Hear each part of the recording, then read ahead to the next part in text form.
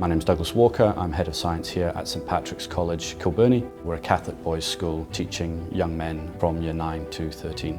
From my early days at St Pat's as HOD, I could see that we were losing a lot of students from the senior sciences. So we did some work on trying to implement a general science pathway so that these students had an opportunity that would see them through to level 3 and possibly lead them on to university. And the numbers for that grew substantially over the first few years. And it was amazing to see the transformation in the students, particularly their aspirations. And then a few years in, 100% of the students expressed that they wanted university entrance from this course.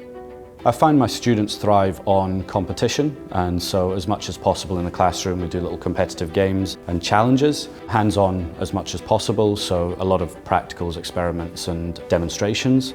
I think we've been very lucky. We're supported by a great community that has put some resources into our science department, and where we are in Wellington we're surrounded by some great providers. Some of them, like Charles at Wellington Zoo, going above and beyond the call of duty in terms of reaching out and working together with you to create a unique learning experience for your students.